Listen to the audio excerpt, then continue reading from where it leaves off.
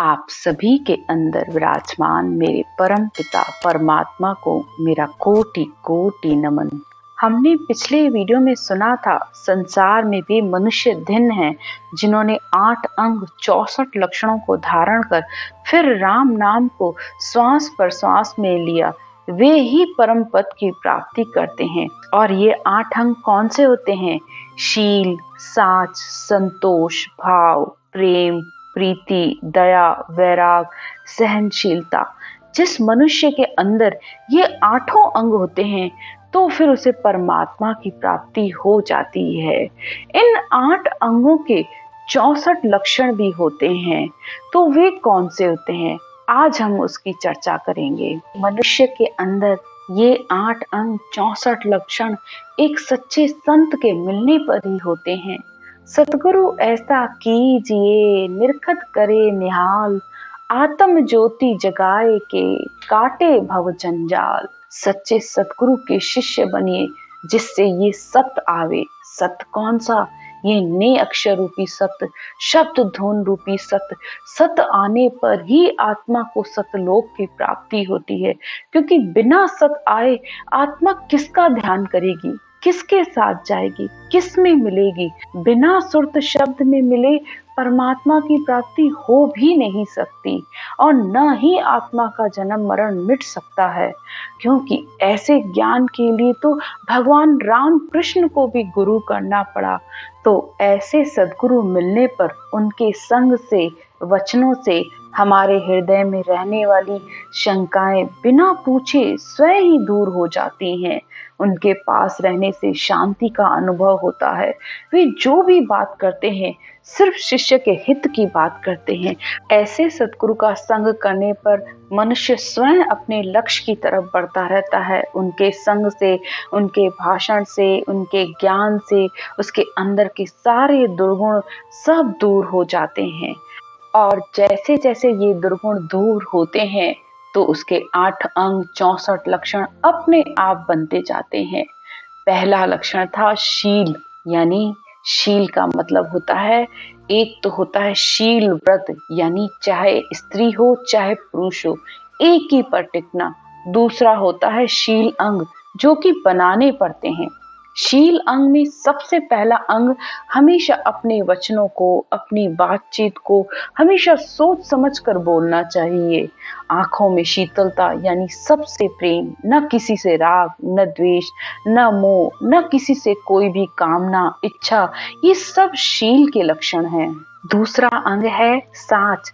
साच यानी हमेशा सच का संग करना, ज्ञान, ध्यान, यम, नियम, गुणों को धारण करना, सबका आदर करना, पर मोह किसी से नहीं करना।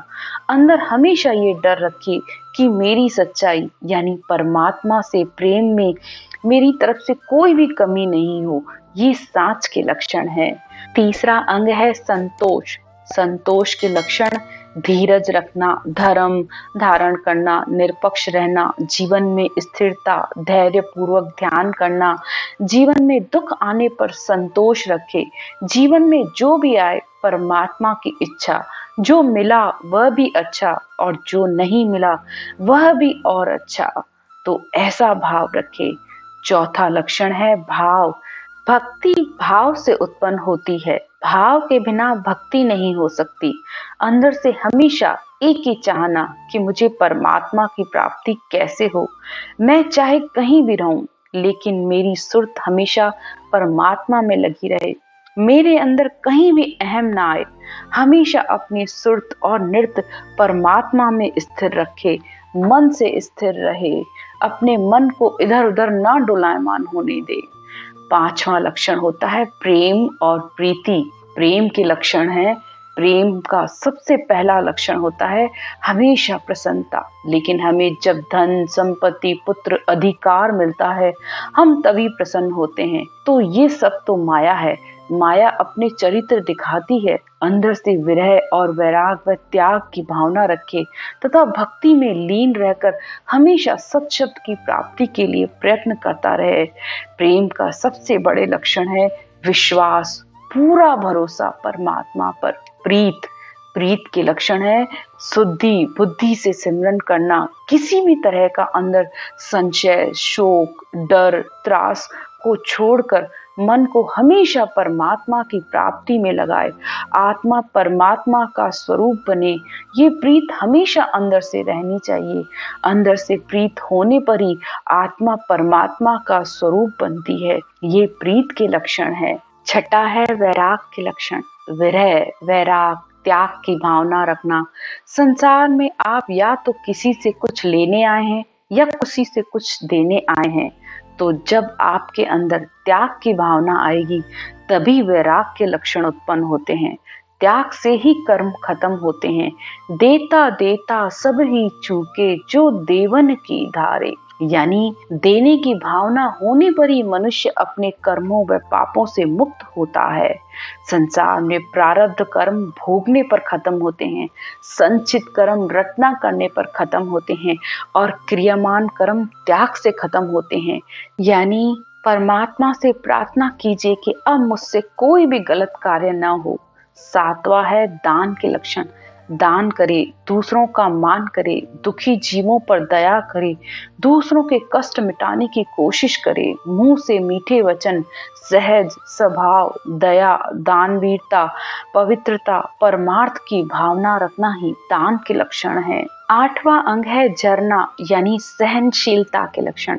शांति, शीतलता रखना, बुरे विचारों से डरना, नम्रता, क्षमा करना, मन में किसी भी तरह की इच्छा नहीं रखना, ये सहनशीलता के लक्षण है। सहनशीलता सबसे बड़ा गुण है।